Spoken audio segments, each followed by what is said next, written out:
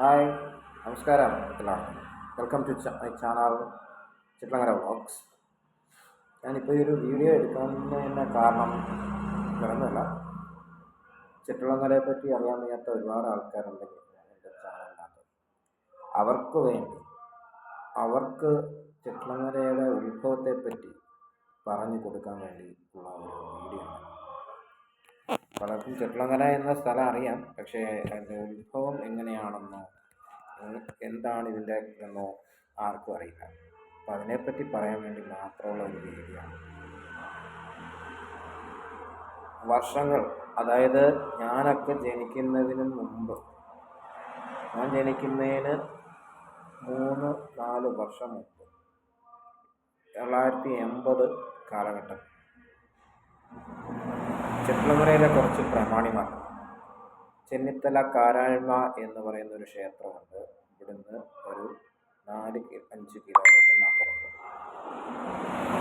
അവിടെ ഉത്സവ സമയത്ത് ഉത്സവം കാണാനായിട്ട് പോയ ഈ 4 പ്രമാണിമാർ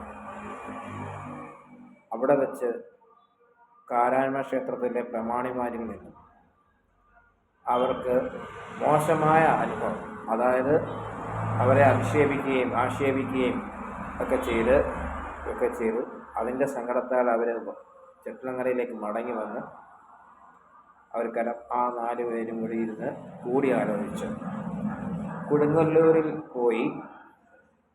കൊടുങ്ങല്ലൂർ അമ്പലത്തിൽ പോയി ഭജനമിരിക്കാമെന്ന അങ്ങനെ ഒരു തീരുമാനമെടുക്കുന്നു. അങ്ങനെ ഒരു തീരുമാനമെടുത്ത് 4 പേരും കൂടി കൊടുങ്ങല്ലൂരിൽ പോകുന്നു. കുളിച്ച് അവരവിടെ ഭജനമിരിക്കുന്നു.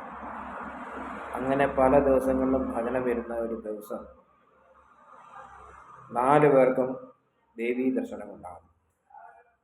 ദേവീ ദർശനം ഉണ്ടാകുന്നത് ഇങ്ങനെയാണ്: നിങ്ങൾ ധൈര്യമായി നിങ്ങളുടെ മണ്ണിലേക്ക് പൊക്കോളൂ, എൻ്റെ ആഗമനം അവിടെ നിങ്ങൾ അറിഞ്ഞിരിക്കും, ഞാൻ അവിടെ വരും, നിങ്ങളുടെ മണ്ണിൽ എൻ്റെ ആഗമനം ഉണ്ടാകും, നിങ്ങൾ സന്തോഷമായിട്ട് പൊക്കോളൂ എന്നാണ്.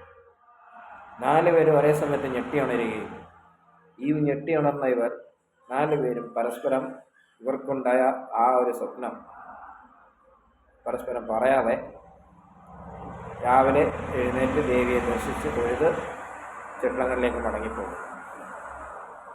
അങ്ങനെ കുറച്ച് ദിവസങ്ങൾക്ക് ശേഷം ഒരിക്കൽ കരിപ്പുഴ എന്നൊരു തോടുണ്ട് ഇവിടെ ചിത്രങ്ങര പ്രദേശത്ത്. അവിടെ ഒരു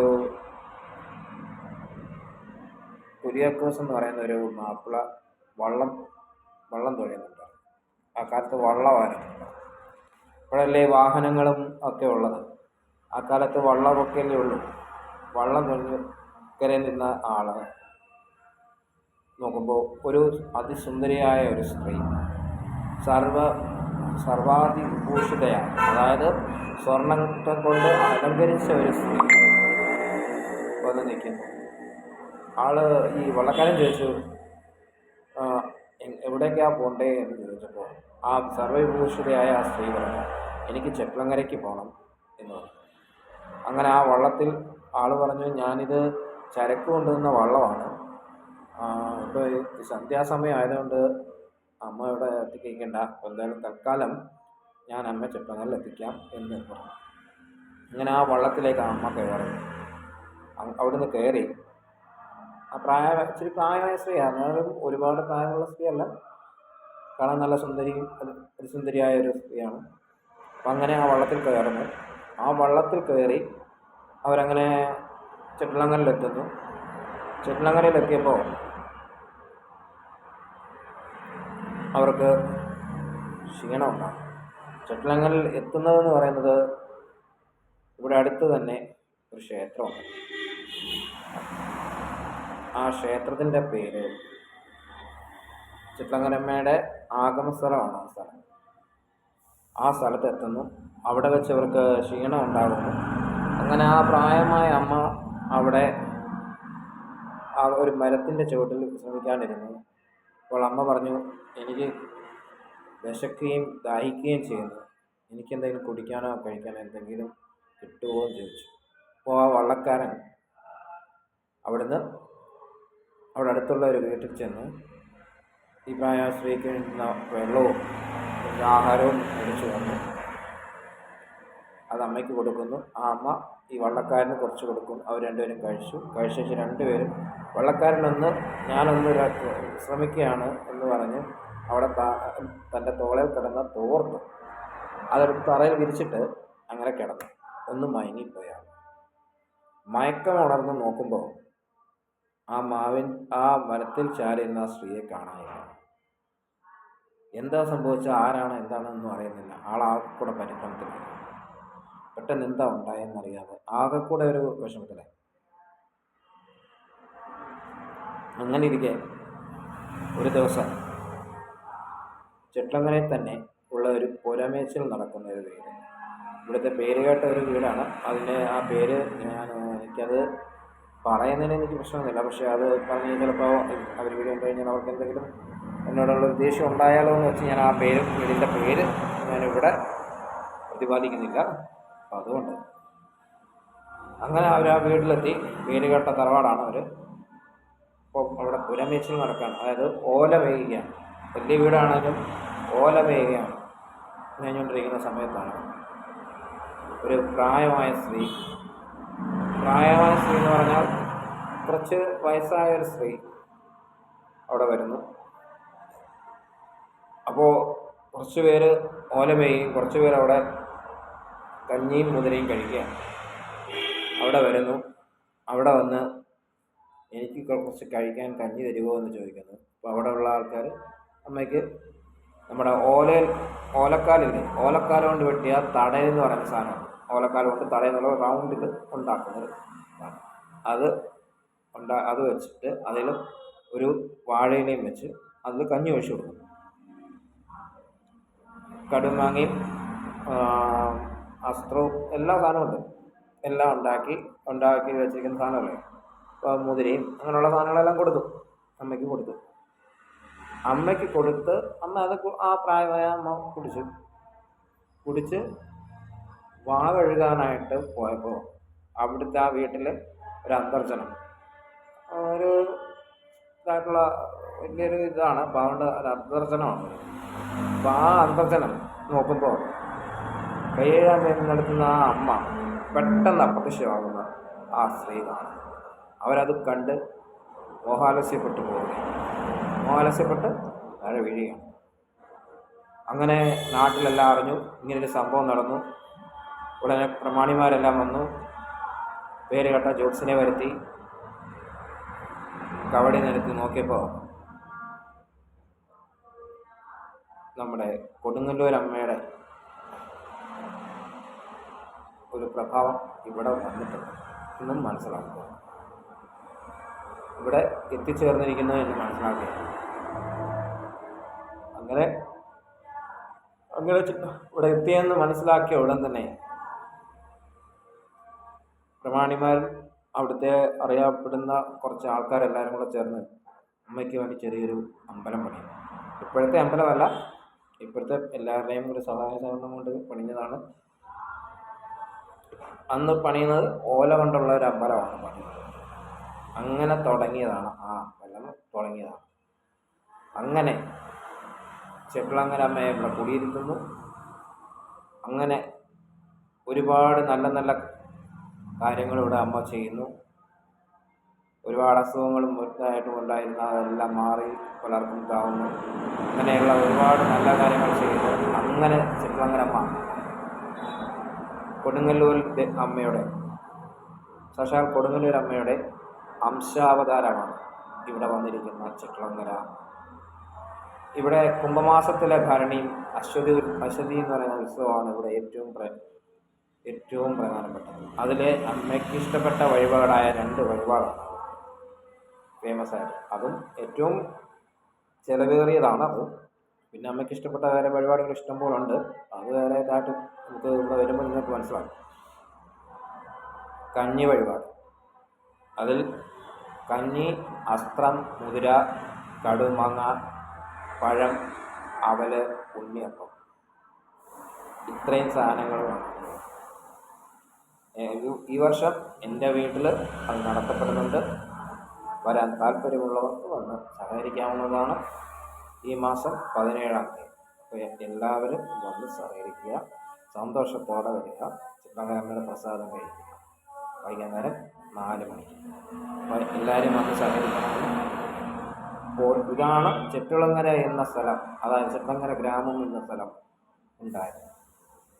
ഈ ഗ്രാമം ഉണ്ടാകുന്നത് ചെട്ടികുളങ്ങര ഗ്രാമമല്ല, ചെട്ടികുളങ്ങര ക്ഷേത്രമെന്ന് ഉണ്ടായത്.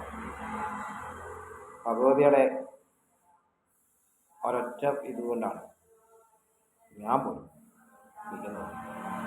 അമ്മയുടെ അനുഗ്രഹവും ആശീർവാദവും ഉള്ളതുകൊണ്ടാണ് ഞാൻ ഉൾപ്പെടുന്ന ചെട്ടികുളങ്ങര നിവാസികൾക്ക് ഒരു ആശ്രയം. ചെട്ടികുളങ്ങര എന്ന് പറഞ്ഞ സ്ഥലം നമുക്ക് എവിടെ ചെന്നാലും, ഞങ്ങൾക്ക് എവിടെ ചെന്നാലും ഒരു ബഹുമാനം കിട്ടുന്നൊരു ആണ്. ചെട്ടികുളങ്ങരയിൽ നിന്നാണോ, അയ്യോ ചെട്ടികുളങ്ങര പ്രശസ്തമാണോ, ഒന്നാട്ടെ ഇരുന്നാട്ടെ എന്നാണ് നമ്മളോട് പറയുന്നത്. അതിൻ്റേതായ ഒരു ബഹുമാനം കിട്ടും. പലരും ചെട്ടികുളങ്ങര പ്രദേശത്ത് കല്യാണം കഴിച്ചു വരാൻ ആഗ്രഹിക്കുന്നവരുണ്ട്. പല ആണുങ്ങളും ചെട്ടികുളങ്ങരയിൽ നിന്ന് കല്യാണം കഴിക്കണമെന്ന് ആഗ്രഹിച്ച് കേൾക്കുന്നവരുണ്ട് പല ദൂര സ്ഥലങ്ങളിൽ നിന്ന്. കാരണം കുംഭഭരണി ഉത്സവം ഇവിടുത്തെ ഏറ്റവും വലിയൊരു ഉത്സവമാണ് കുംഭഭരണി ഉത്സവം. കുംഭഭരണി ഉത്സവം എന്ന് പറയുമ്പോൾ ചില വർഷങ്ങളിൽ പല ദിവസങ്ങളായിട്ടാണ്. അതായത് ചെട്ടികുളങ്ങര അമ്മയുടെ ഉത്സവമാണ്. അതായത് അമ്മയുടെ പിറന്ന 4 ദിവസമാണ് കുംഭഭരണി. ഇവിടെ വന്ന ദിവസം കുംഭഭരണി നാളാണ്. അപ്പോൾ ഭരണി നാളിലാണ് അമ്മ വന്നത്. അങ്ങനെയാണ് കുംഭമാസത്തിൻ്റെ ഭരണി നാളാണ്. അതുകൊണ്ടാണ് കുംഭഭരണി എന്നൊരു ഇതുണ്ടായത്. കുംഭഭരണി നാളിലാണ് ഇവിടെ ഫേമസ് ആയിട്ടുള്ള ഉത്സവം നടക്കുന്നത്. ഇപ്പോൾ ഇവിടെ ഉത്സവത്തിൻ്റെ സീസണാണ്. കുംഭമാസ ഭരണി എന്ന് പറയുമ്പോൾ അമ്മയ്ക്ക് വഴിപാടായിട്ട് കൊടുക്കുന്നത് കഞ്ഞി വഴിപാടെന്ന് ഞാൻ പറഞ്ഞില്ലേ. കഞ്ഞി വഴിപാട് പറയുമ്പം നമ്മുടെ ഈ ചെട്ടികുളങ്ങര പ്രദേശത്ത് 13 കരകളുണ്ട്. 13 കരകളിൽ അമ്മയ്ക്ക് ഉത്സവ സമയത്ത് മാത്രമേ നമ്മൾ കരകളായിട്ട് തിരിക്കത്തുള്ളൂ. അല്ലാത്തപ്പോൾ നമ്മൾ നോർമൽ സാധാരണ കര വയ്ക്കണം. ഉത്സവ സമയത്ത് അമ്മയ്ക്ക് നല്ല സമ്മാനം കൊടുക്കുക എന്നുള്ള ഒരു പരിപാടിയാണ്. അതായത് കുതിരക്കെട്ടെന്ന് പറയുമ്പോൾ നിങ്ങൾ വിചാരിക്കും നമ്മൾ കയറി സഞ്ചരിക്കുന്ന കുതിരയാണ്. അതല്ല കുതിരക്കെട്ട്. കുതിരക്കെട്ടെന്ന് പറയുന്നത് തടി കൊണ്ടുണ്ടാക്കുന്ന അടിത്തട്ട് പോലെ ഉണ്ടാക്കി 35-40 അടി ഉയരത്തിൽ കെട്ടുന്നതാണ് കുതിര. അത് ഞാൻ ചിലപ്പോൾ നിങ്ങൾക്ക് കാണിച്ചു തരാം. അതിപ്പം ശിവരാത്രിയായി, നാളെ ശിവരാത്രിയാണ്. ഇപ്പം അതിൻ്റെ പണികൾ നടന്നുകൊണ്ടിരിക്കുകയാണ്. ശിവരാത്രിക്കാണ് സാധാരണ എല്ലാം ചെയ്തുകൊണ്ടിരിക്കുന്നത്. ഇപ്പം കാരണം പരിപാടി ചെയ്യുക എന്ന് പറയുന്നത് ഒരുപാട് ഇതായിട്ടുള്ള കാര്യങ്ങളാണ്. ചില സമയത്ത് അന്നത്തെ സമയത്ത് നമുക്ക് ഇവിടുന്ന് വലിച്ച് അമ്മയുടെ മുമ്പിൽ കൊണ്ടുചെല്ലാൻ അതിനുള്ള സമയം പ്രശ്നം ഉണ്ടാകുന്നതുകൊണ്ട് ഇപ്പോൾ എല്ലാവരും ഒരു സമയം നോക്കി ആ സമയത്തിനനുസരിച്ചാണ് എല്ലാം കെട്ടി ഒരുക്കുന്നത്. അപ്പോൾ അതിൻ്റേതായ പരിപാടികൾ നടന്നുകൊണ്ടിരിക്കുകയാണ്. ആ പരിപാടികളുടെ ഇതെല്ലാം ആയി കഴിയുന്നത് ഞാൻ നിങ്ങൾക്ക് വീഡിയോ എടുത്ത് കാണിച്ചു തരുന്നതാണ്. എൻ്റെ ചാനൽ, ചെട്ടികുളങ്ങരയിലെ ചാനൽ, ചെട്ടികുളങ്ങര വ്ലോഗ്സ് എന്ന എൻ്റെ ചാനൽ ഞാൻ കാണിച്ചു തരുന്നത്. ഇപ്പോൾ ഞാൻ ഈ വീഡിയോ ഇട്ടത് പോലും ഇതിനാണ്. അങ്ങനെ കുംഭഭരണി മാസത്തിലെ രാവിലെ ചെട്ടികുളങ്ങര അമ്പലത്തിൽ ശിവരാത്രിയുടെ അന്ന് തൊട്ട്, ചെട്ടികുളങ്ങര അമ്പലത്തിലല്ല, ശിവരാത്രിയുടെ അന്ന് തൊട്ട് പല വീടുകളിലും വഴിപാടായിട്ട് സമർപ്പിക്കുന്ന വേറൊരിതാണ് കുത്തിയോട്ടം. കുത്തിയോട്ടം എന്ന് പറഞ്ഞാൽ കുത്തിയിട്ട് ഓടുക എന്നുള്ളതല്ല, നമ്മുടെ ഇവിടുത്തെ ഒരു വഴിപാടാണ്. അമ്മയ്ക്കൊരു വഴിപാട് കൊടുക്കുന്നതാണ്. പലരും ഇത് വഴിപാടെന്ന് പറയുമ്പോൾ നല്ല കാര്യങ്ങൾക്ക്, നല്ല ജോലി കിട്ടുന്നതിനോ കിട്ടിക്കഴിയുമ്പോഴും ഒക്കെ ഓരോരുത്തർ കൊടുക്കുന്നതാണ്. കുത്തിയോട്ടം എന്ന് പറയുമ്പോൾ എൻ്റെ ഷോർട്സിലും വീഡിയോസിലും ഒക്കെ കിടപ്പുണ്ട് കുത്തിയോട്ടം എന്ന് പറയുന്നത്. അപ്പോൾ അത് കാണുമ്പോൾ നിങ്ങൾക്ക് മനസ്സിലാകുന്നതാണ് കുത്തിയോട്ടം. അങ്ങനെയുള്ളൊരു വഴിപാടുണ്ട്. അത് കുംഭഭരണി ദിവസം രാവിലെ 7 മണി തൊട്ട് 12-1 മണി വരെ ചെട്ടികുളങ്ങര അമ്മയെ അടുത്ത് കൊണ്ടുവന്ന് അമ്മയ്ക്ക് സമർപ്പിക്കുന്ന ഒരു കാഴ്ചയാണ്. അമ്മയ്ക്ക് ആവശ്യമായ കുറച്ച് ദ്രവ്യങ്ങളും ഇതൊക്കെ ആയിട്ട് വരും. പിന്നെ അമ്മയ്ക്ക് എനിക്ക് പറയാൻ പറ്റില്ല ആ വീഡിയോയിൽ, കാരണം അത് സീക്രട്ടായിട്ടുള്ള കാര്യമാണ്. ആ ഒരു കാര്യം ഞാനത് പുറത്ത് പറയുന്നില്ല. അതെല്ലാവരും എന്നോട് ക്ഷമിക്കാം. അങ്ങനെ കുത്തിയോട്ടം വന്ന് എല്ലാം കഴിയുമ്പോൾ വൈകുന്നേരം 4 മണിക്ക് ഈ ഉണ്ടാക്കിയ കുതിര, 13 കരയിലും കുതിരകളല്ല, പല കരയിലും കുതിരയും പേരുമുണ്ട്. ഹനുമാൻ, ഭീമൻ, പാഞ്ചാലി ഇങ്ങനെ ആയിട്ടുള്ള രീതികളും ഉണ്ടാക്കിക്കൊണ്ട് വരുന്നുണ്ട്. തേരെന്ന് പറയുമ്പോൾ കുതിരയെക്കാളിലും വ്യത്യാസമായ രീതിയിൽ ആണ് തേരെന്ന് പറയുന്ന സാധനം ഉണ്ടാക്കുന്നത്. അത് നിങ്ങൾക്കത് ഞാൻ പറഞ്ഞു കഴിഞ്ഞാൽ നിങ്ങൾക്കത് മനസ്സിലാകില്ല. അത് നേരിട്ട് കാണിച്ചെങ്കിലേ നിങ്ങൾക്കത് മനസ്സിലാവും.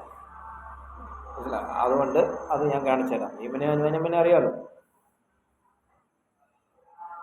ഇങ്ങനെ 13 കരകളിൽ നിന്നും 13 ആയിട്ടുള്ള രീതിയിൽ നാല് സ്ഥലത്തു നിന്നായിട്ടാണ് വരുന്നത്. നാല് വശത്തൂത്തായിട്ടാണ് ഇത് വലിച്ചുകൊണ്ടാണ് വരുന്നത്.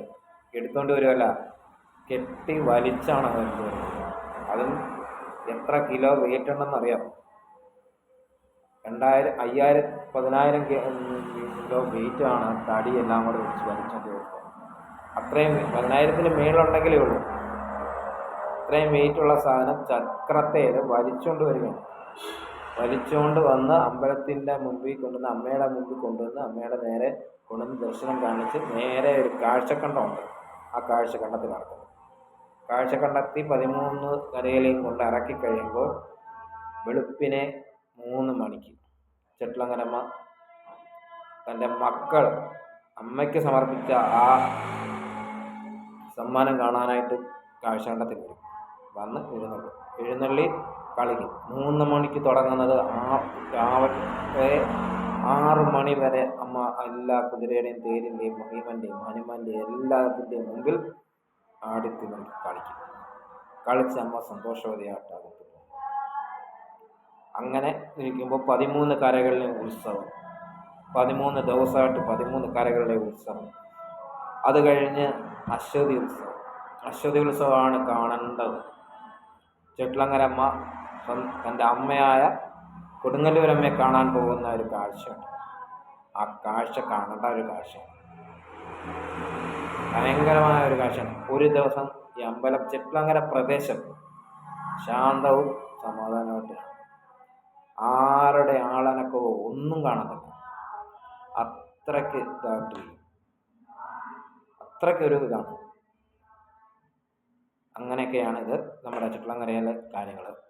ചെട്ടിലങ്ങര കാര്യത്തെ പറ്റി എല്ലാ കാര്യങ്ങളും പലർക്കും മനസ്സിലായിട്ടുണ്ടെങ്കിൽ എന്ന് വിചാരിക്കുന്നു. എല്ലാവർക്കും ഞാൻ പറഞ്ഞത് എല്ലാം മനസ്സിലായെന്ന് വിചാരിച്ചുകൊണ്ട് നിർത്തുകയാണ്. എല്ലാവർക്കും നന്ദി, നമസ്കാരം. Goodbye and see you again. Bye all.